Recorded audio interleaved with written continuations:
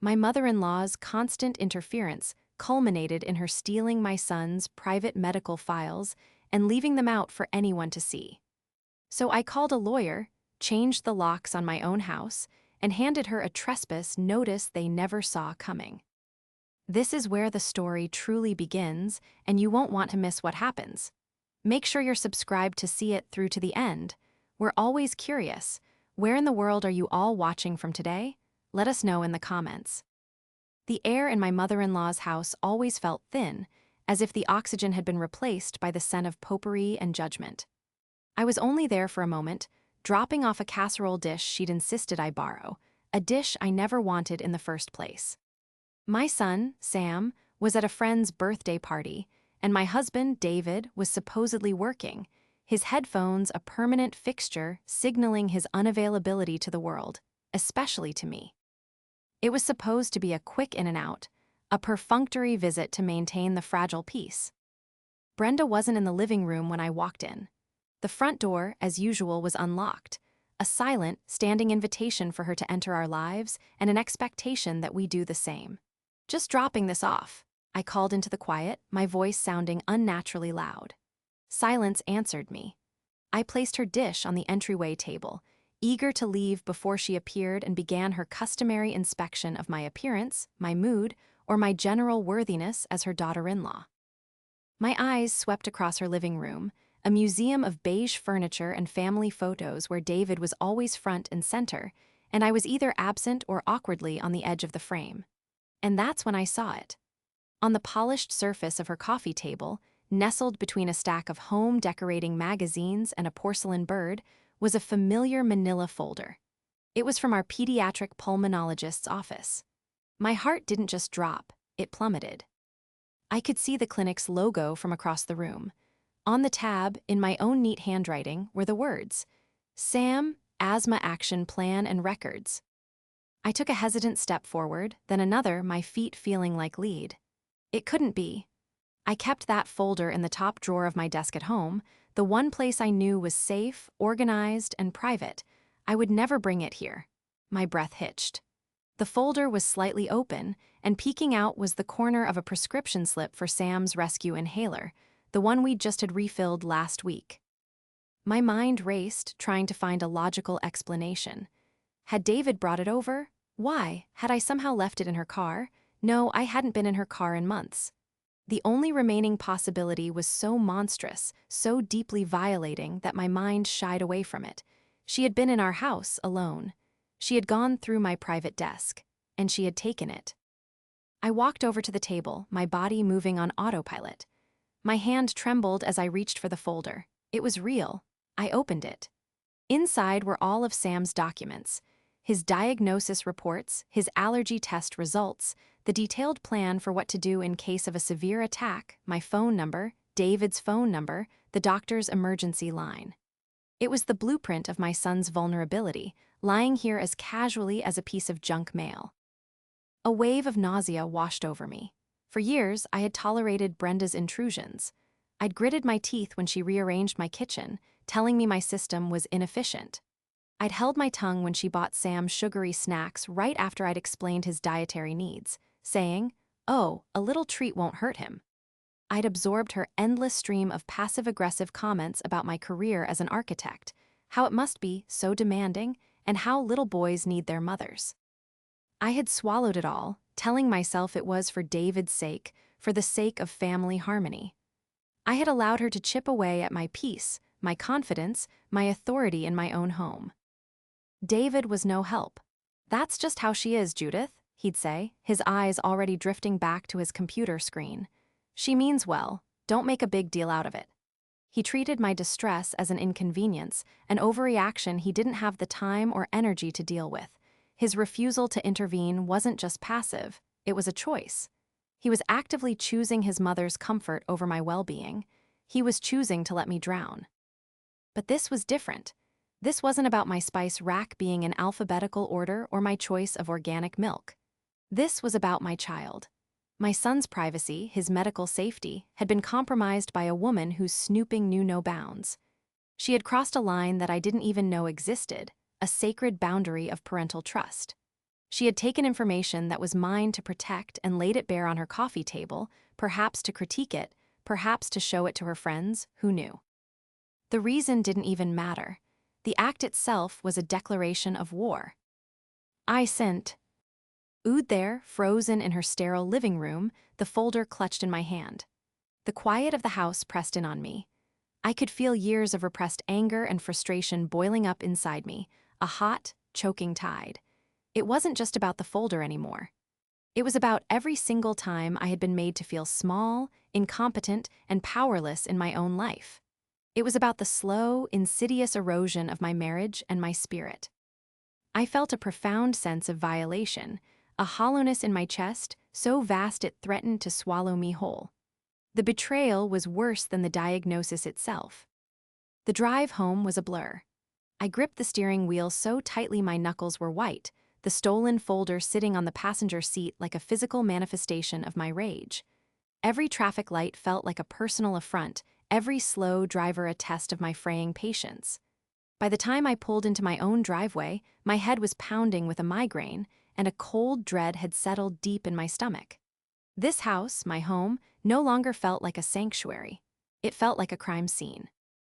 I walked through the front door and immediately saw the subtle signs of her presence. A decorative pillow on the sofa, one I despised, was puffed up and perfectly centered. A stack of mail on the console table had been neatly squared off. She treated my home like her personal dollhouse, and I was just one of the dolls she could move around at will. How had she gotten a key? David.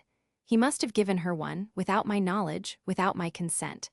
Another small betrayal in a long, ever-growing list. I went straight to my office and pulled open the top drawer of my desk. It was exactly as I'd suspected.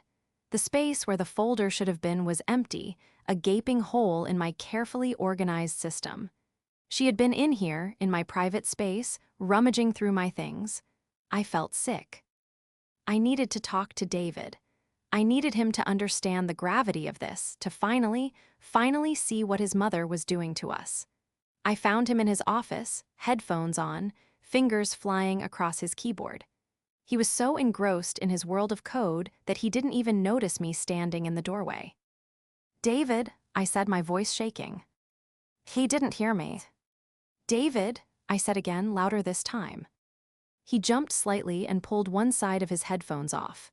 "Hey, you're back. Everything okay?" he asked, his eyes already drifting back to the glowing screen. "No, David, nothing is okay." I held up the manila folder. "I found this at your mother's house, on her coffee table." He squinted at it, his brow furrowed in mild confusion, not alarm. "Oh, Sam's medical stuff. Did you leave it there?" The question was so dismissive, so utterly devoid of understanding, that it knocked the air out of my lungs. "No, I did not leave it there," I said, my voice dangerously low. "I left it in my desk drawer, right where it's supposed to be. Your mother came into our house while we were out, went through my desk, and took it. She stole our son's private medical information." David sighed, the sound of a man deeply inconvenienced. He finally turned his chair to face me, but his posture was all wrong. It was defensive, impatient. "Okay, look, stole is a strong word, Judith. She was probably just worried about Sam and wanted to be prepared. You know how she is. She's a nurse. She thinks about these things." "She is a retired nurse, David, and she is not his doctor, and she is not his parent," I shot back, my voice rising. "There is absolutely no reason for her to have this. It's a complete violation of our privacy. Of my privacy." "You're overreacting," he said, shaking his head. "She was probably just trying to help. She probably saw the folder, thought it was important, and wanted to make sure she had a copy in case of an emergency. It's not that big of a deal." Not a big deal. The words echoed in the silent room. My world, which had been teetering on a precipice for years, finally crumbled. He didn't get it. He would never get it. He was so deep in the fog of his childhood conditioning that he couldn't see the toxic woman standing right in front of him. He saw a caring mother. I saw a manipulator and a thief. We were living in two completely different realities. "So you're okay with this?" I asked, my voice barely a whisper. "You're okay with her having a key to our house without my knowledge? You're okay with her going through my personal belongings? You're okay with her taking our son's confidential files. I'm not okay with it, but I'm not going to start a war with my own mother over a misunderstanding, he said, his tone turning to one of weary frustration, as if I were the problem. Just talk to her about it if you're that upset. Ask her to give it back. Can we please just drop this? I have a major deadline. He turned back to his computer, placing his headphones back over his ears. The gesture was clear. The conversation was over. He had shut me out. Siding with her as he always did, I was alone in this, completely and utterly alone. I stood there for a long moment, watching his back, the folder in my hands feeling heavier than ever. Tears welled in my eyes, hot and bitter. I wanted to scream, to throw something to shatter the suffocating calm of his little world. But I didn't. Instead, a strange, cold clarity washed over me. The tears receded, replaced by a chilling resolve. He was right about one thing. He wasn't going to start a war with his mother, but I was. I turned and walked out of his office, closing the door softly behind me. He wouldn't even notice I was gone. As I walked down the hall, the quiet house seemed to mock me with its stolen orderliness. My home, my son, my life. A thought, sharp and clear as a shard of glass, cut through my despair. David and Brenda thought they held all the power, that I would just absorb this latest blow like I had all the others. But they had forgotten one crucial thing. The house had been my refuge before it was our family home. I'd found it 5 years before David and I were even married. I was a junior architect at a large firm then, working punishing hours, but finally making enough money to afford a place of my own, a place that wasn't a tiny, sterile apartment. It was a small but charming post-war bungalow with good bones, a huge backyard, and light that poured into the rooms in the afternoon. I'd signed the lease with a giddy sense of accomplishment. It was the first thing that was truly mine. When David and I got married, it was just easier for him to move in with me. We never bothered to add his name to the lease. It was a relic from my single life that just carried over. It was an oversight, a piece of forgotten paperwork. Now, it felt like a lifeline. My sacrifices for this family had been quiet but significant. When Sam was born, I was on the cusp of being made partner at my firm. It was everything I had worked for.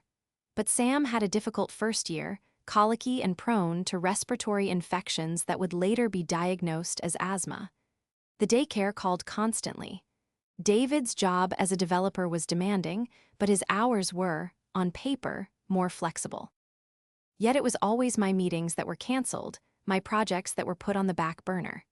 It was an unspoken assumption that my career was the elastic one, the one that could be stretched and distorted to accommodate the needs of our family. So, I stepped back. I left the firm and started my own small consultancy from home, taking on minor residential projects, kitchen remodels, deck designs, that I could manage around Sam's schedule.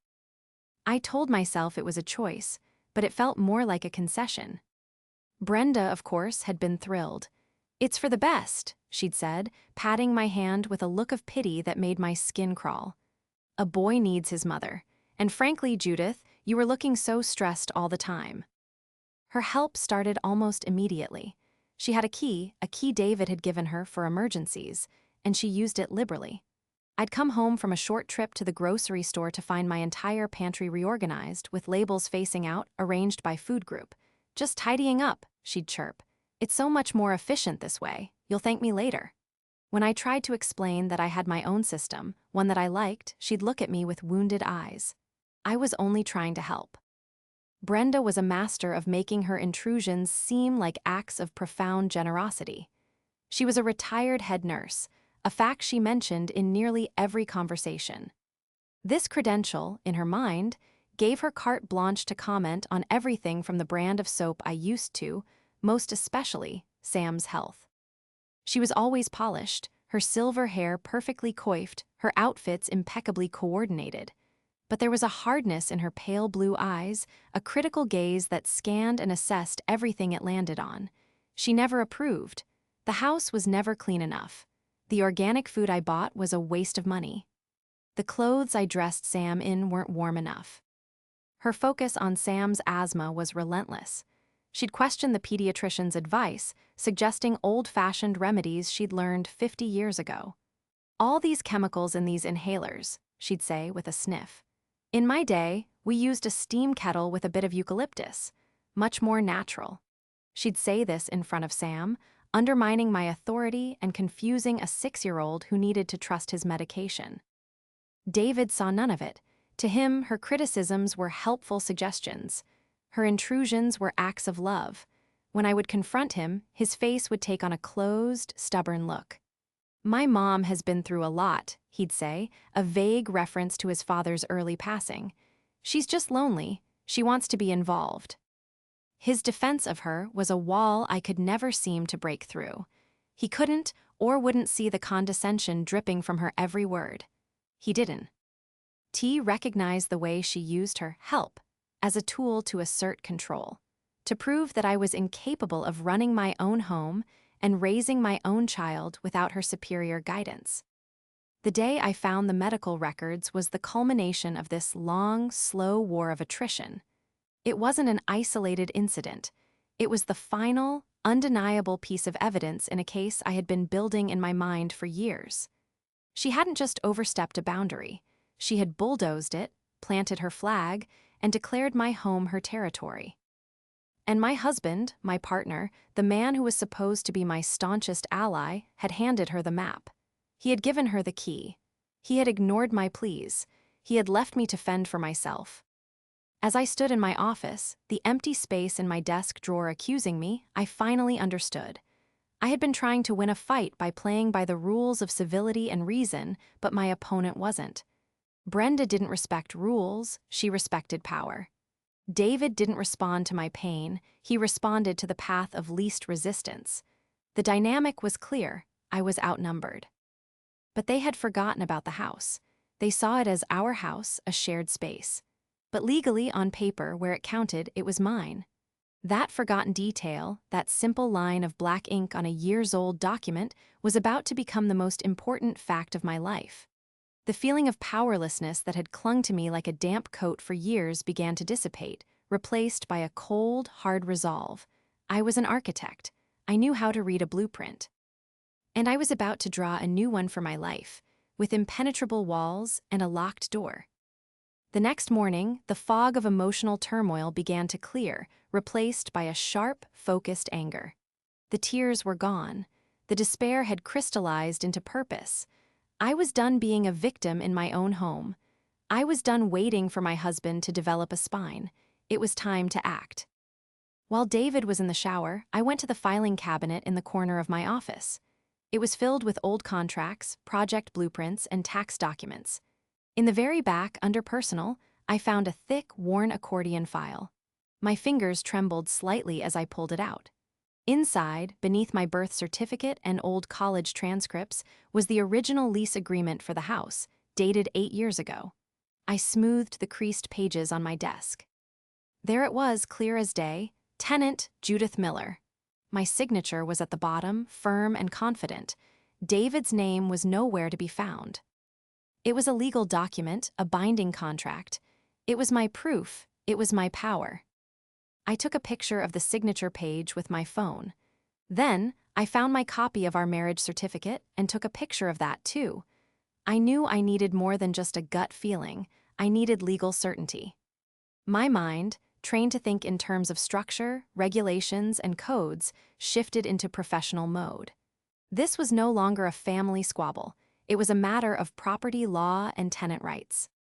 When David came downstairs for breakfast, I was sitting at the kitchen table, a portrait of calm. He glanced at me warily, probably expecting more tears or a continuation of last night's argument. "Morning," he muttered, grabbing the milk from the fridge. "Good morning," I replied, my voice even. He poured his cereal, the silence stretching between us. He was waiting for me to break it, to plead my case again. I refused to give him the satisfaction. I just sipped my coffee and watched him, my newfound resolve, a suit of armor he couldn't see. This quiet, controlled version of me seemed to unnerve him more than my anger. He ate his cereal quickly and retreated to his office without another word. As soon as I heard his door click shut, I was on the move. I looked up family law attorneys in our city, specifically searching for those who specialized in property and domestic disputes. I found a woman named Ms. Albright whose profile radiated competence and a no-nonsense attitude. Her website said she offered a free 30-minute consultation. I booked it for 11 o'clock.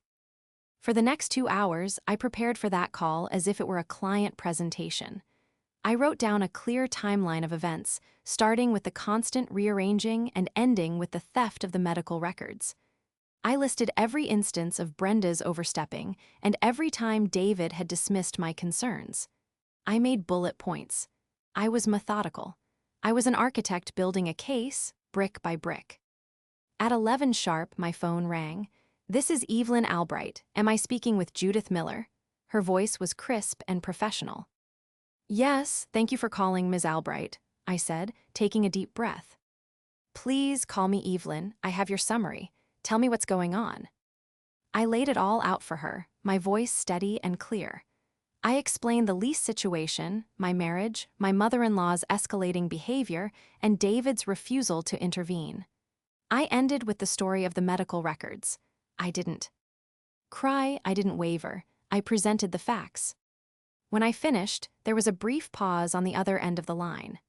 "Well, Judith," Evelyn said, her voice tinged with something that sounded like admiration, "you are in a uniquely powerful position." Relief washed over me, so potent it almost made my knees buckle.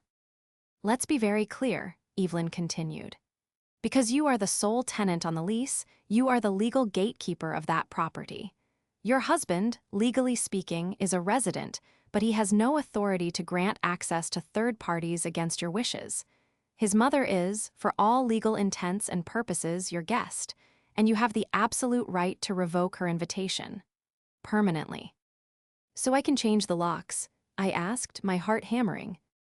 "You can and you should," she said without hesitation. "It's the first step in re-establishing your legal boundaries. You would provide your husband with a new key, of course, but you are under no obligation to provide one to your mother-in-law. In fact, I would advise against it." "And what if she keeps showing up, or harasses me?" "That," Evelyn said, her voice hardening slightly, "is where we escalate. After you change the locks, we will have a formal trespass notice drafted and served to her. It will state in no uncertain terms that she is not permitted on your property. If she violates that notice, she can be arrested. It's a simple, clean, and legally ironclad solution."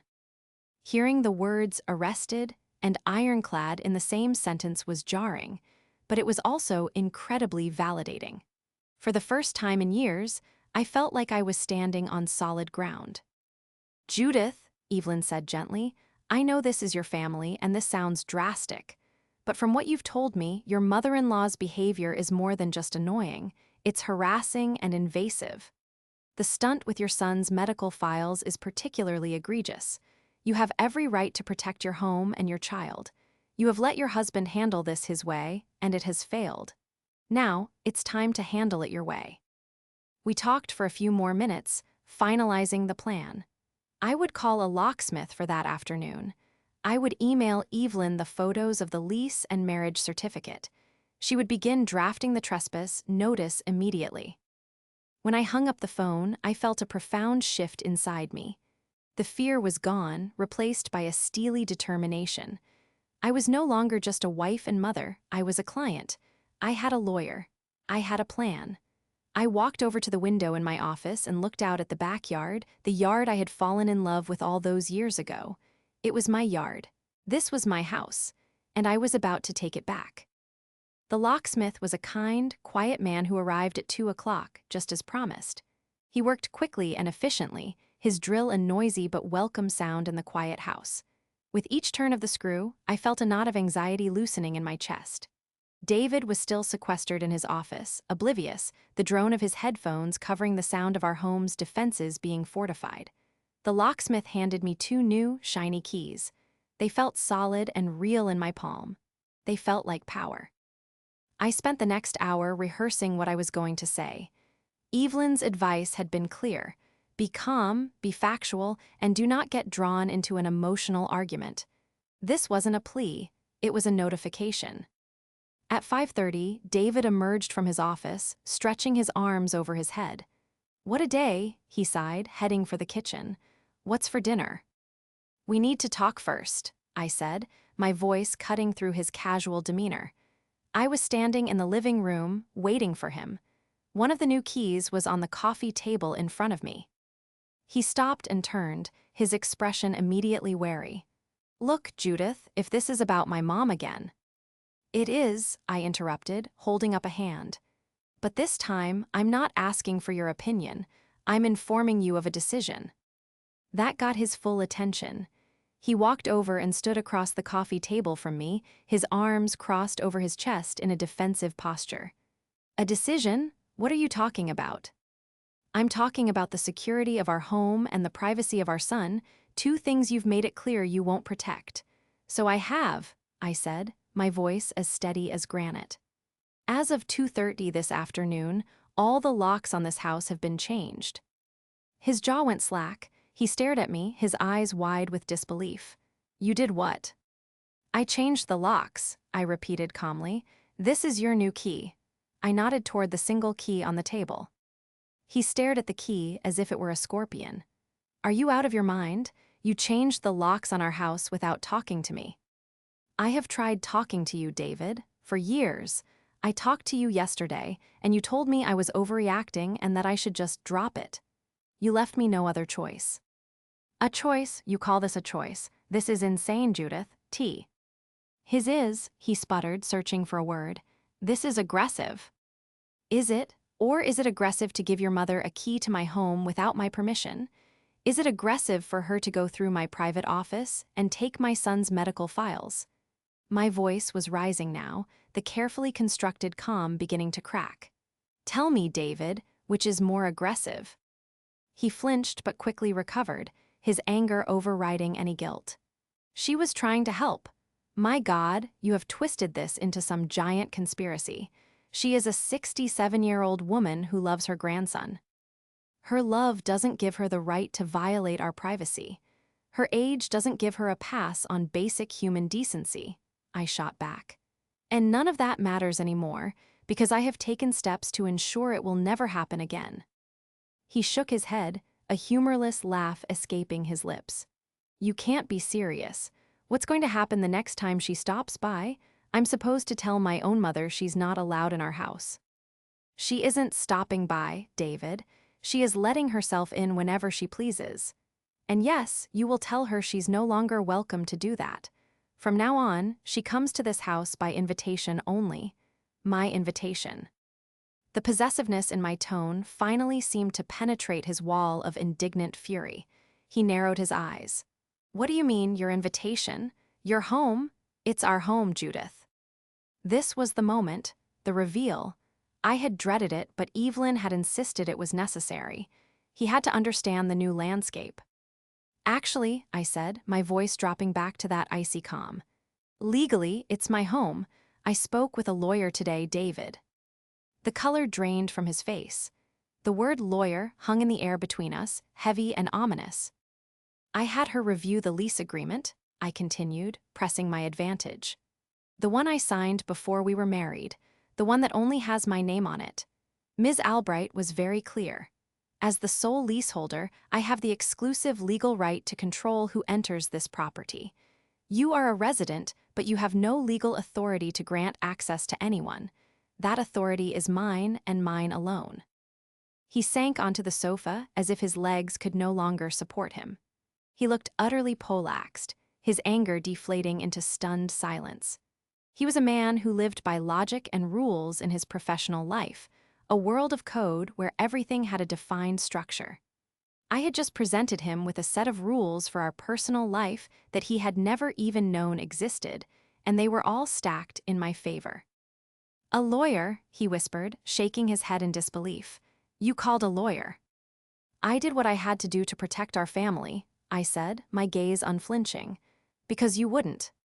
The fight went out of him. He just sat there, staring into the middle distance, the entire foundation of his world shifted beneath his feet. He had always held the power in our relationship, the power of his mother's unconditional support, the power of being the one who got to decide what was a big deal and what wasn't. I had just taken that power away. I didn't feel triumphant. I just felt tired. But for the first time in a very long time, I also felt safe. The silence in the house was no longer mocking. It was peaceful, it was mine. The next 2 days were a wasteland of tense silence. David moved through the house like a ghost, his face a mask of sullen resentment. He took the new key without a word and retreated to his office, shutting me out both physically and emotionally. He was punishing me with his silence, hoping, I suppose, that I would break, apologize, and return things to the familiar, dysfunctional normal. He was wrong. His silence was a gift. It gave me space to breathe, to think, to solidify my position. On Saturday afternoon, the inevitable happened. The doorbell rang. I looked through the peephole and saw Brenda standing on the porch, a Tupperware container in her hands, a bright, false smile plastered on her face. It was her classic move: arrive unannounced with a gift of food to disguise her true purpose, which was to inspect and meddle. I opened the door just a crack, leaving the chain lock engaged. Her smile faltered for a fraction of a second when she saw the chain. "Judith, dear," she said, her voice syrupy sweet. "I brought some of my lemon loaf for Sam. I tried my key, but it seems to be stuck. Could you let me in?" "The key isn't stuck, Brenda," I said, my voice polite but firm. "I've changed the locks." Her face fell.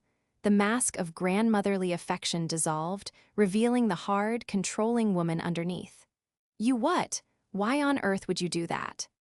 "I did it for security reasons," I replied simply.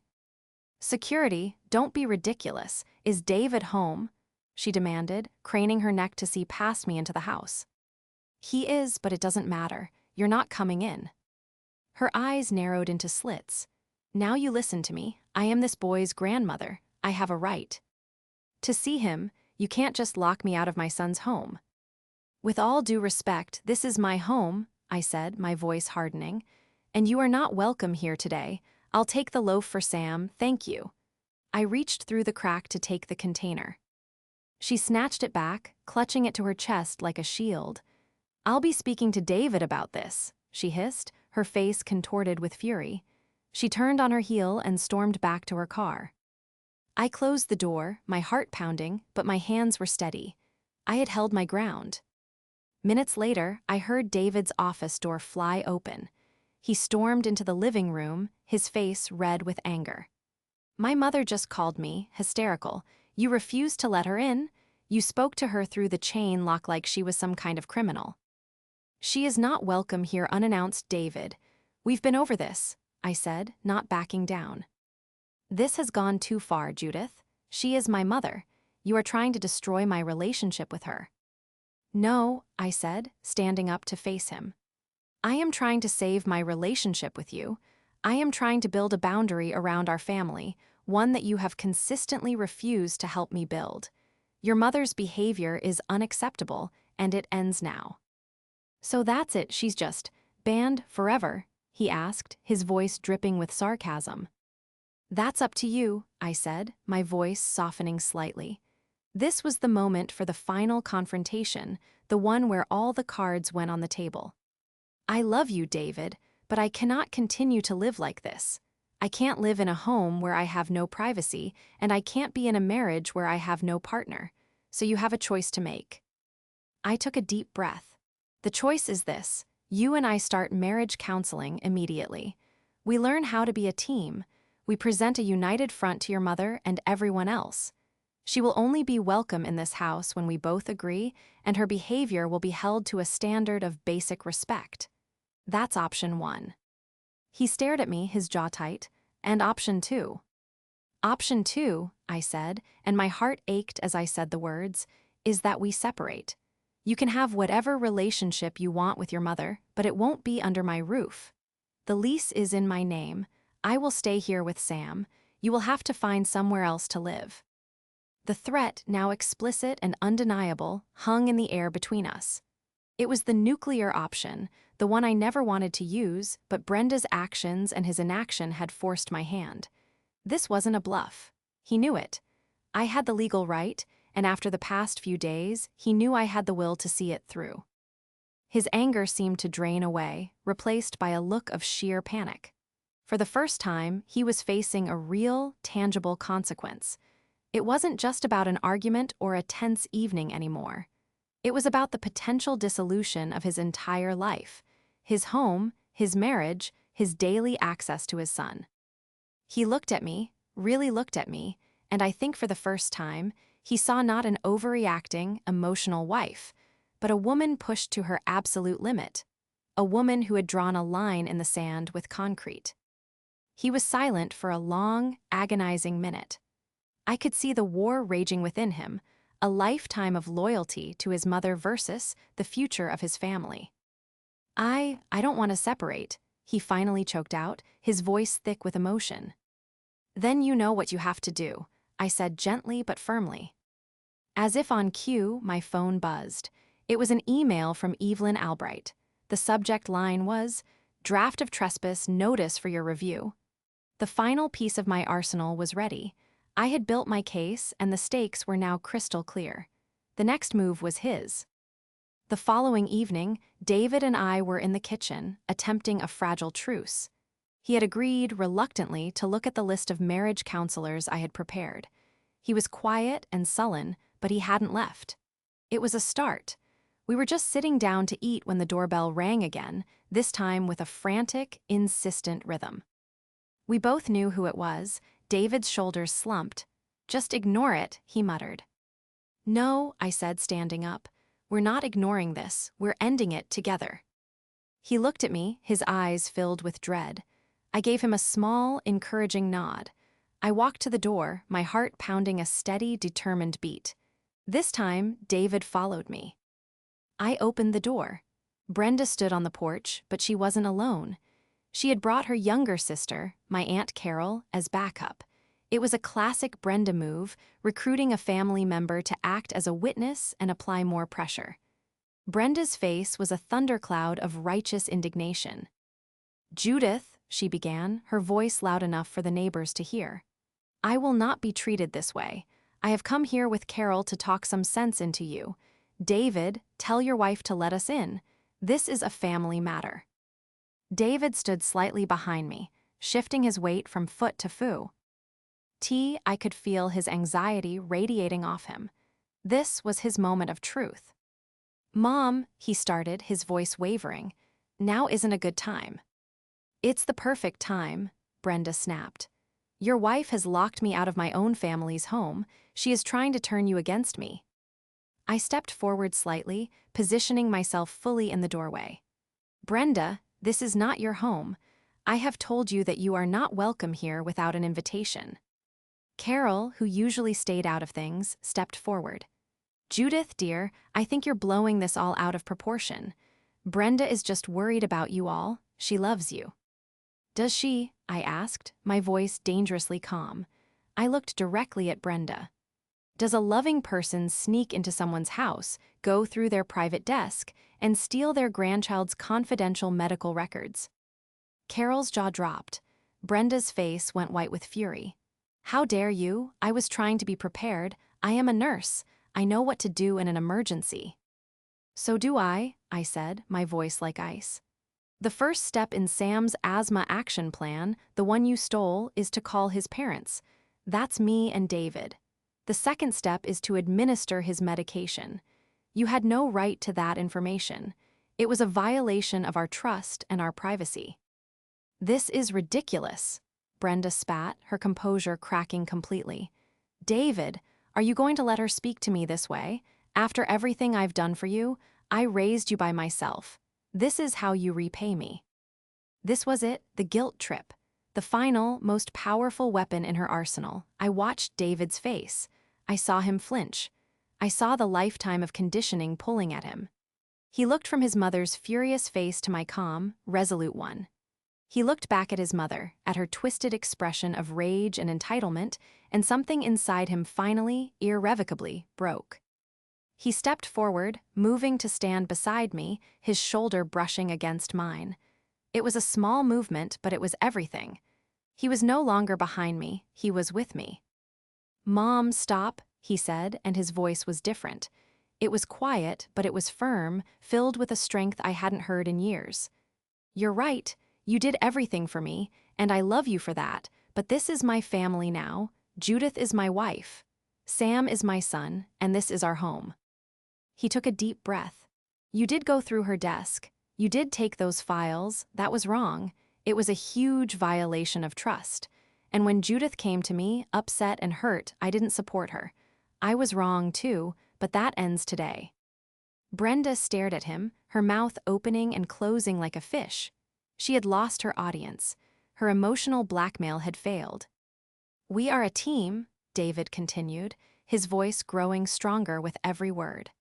"And as a team, we have decided that we need some space. You need to respect our boundaries. No more unannounced visits. No more rearranging the house. No more undermining Judith's parenting. You need to call before you come over, and you need to wait to be invited." "Invited?" she shrieked. "To my own son's house?" "Yes," David said simply. "Invited." The finality in his voice was absolute. Brenda looked completely defeated. She turned to her sister for support, but Carol just looked uncomfortable, clearly wishing she were anywhere else. The public humiliation was complete. She hadn't just been challenged, she had been definitively put in her place by the one person she thought she could always control. "I see how it is," Brenda whispered, her voice trembling with a mixture of rage and self-pity. "I see what she's done to you." With one last, venomous glare at me, she turned and marched away, her sister scurrying after her. I let out a breath I didn't realize I'd been holding. David turned to me, his eyes filled with a profound sadness, but also a new clarity. "I'm sorry, Judith," he said, his voice thick. "I am so sorry it took me this long to see it." I reached out and took his hand. It was the first time we had truly been on the same side, a united front against the storm. The war wasn't over, but the most important battle had just been won. In the quiet that followed the showdown on our porch, the house felt different. It felt bigger. The air felt lighter. It was the feeling of a fever having finally broken. That evening, David was the one who called the first therapist on my list and left a message, booking an appointment for the following week. It was a simple action, but it spoke volumes. He was no longer being dragged into this. He was an active participant in our healing. The next day, as a symbolic act, I had Evelyn Albright formally serve the trespass notice to Brenda.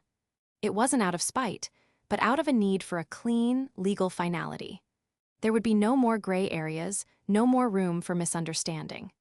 The notice made it clear that any attempt to enter our property would have legal consequences. We heard through Aunt Carol that Brenda was devastated, and Pred. Ike painted herself as the victim to anyone who would listen. But her power was gone. Without access to our home, her ability to control and manipulate our lives was severed at the root. Our therapy sessions were difficult. There were years of resentment and poor communication to unpack. David had to confront the unhealthy dynamic he had with his mother, and I had to learn to trust him again. It wasn't a quick fix. It was slow, painstaking work. We were like architects surveying a damaged structure, identifying the weak points in the foundation and figuring out how to rebuild, stronger this time. One Saturday, about a month into the process, I came downstairs to find David in the kitchen. He had pulled everything out of the pantry and was standing there, looking at the mess with a thoughtful expression. My first instinct was to tense up, a Pavlovian response to seeing my kitchen in disarray. "What are you doing?" I asked carefully. He turned to me with a small, sheepish smile. "I'm trying to put it back," he said. "The way you had it, before my mom, well, before. I know it's a small thing, but I want to get it right. Show me where you want everything to go." Tears pricked my eyes. It wasn't a small thing at all. It was him seeing me, seeing my preferences, and honoring them. It was him acknowledging that my way of doing things was valid. We spent the next hour working together, organizing the shelves, laughing when we couldn't remember where I used to keep the paprika. It was the most connected I had felt to him in years. Brenda never tried to violate the trespass notice. The threat of legal action was a language she understood far better than the language of emotional boundaries. Months later, she sent David a birthday card. Inside, she had written, "I hope you are well. I miss you and Sam." There was no apology, no acknowledgement of her role in the conflict, but there was also no blame, no manipulation. It was the first, normal communication she had ever sent. David showed it to me. "What should I do?" he asked. "What do you want to do?" I replied. It was his decision to make, and I trusted him to make it. He decided to call her. He kept the conversation brief and polite. He thanked her for the card and gave her a short, surface-level update on Sam. When she started to ask probing questions about our lives, he gently but firmly ended the call. He had learned how to erect a boundary. Life settled into a new, healthier rhythm. I took on a larger project at work, a commission to design a small community library, and felt the familiar spark of professional passion returning. David became more present at home, taking on more of the mental load of managing Sam's school and health needs. Our home was finally our sanctuary, a place of peace and order that reflected us, not the suffocating taste of my mother-in-law. One evening, I was sitting in my office, sketching out ideas for the library. The door was open, and I could hear David reading a bedtime story to Sam in the next room, their laughter echoing down the hall. I looked at the lease agreement, which I now kept framed on my wall, not as a weapon, but as a reminder. It was a reminder that I had the power to protect my peace, that I had a voice, and that I had the strength to build the life I wanted. The foundation was no longer cracked. The house was strong. And it was finally home.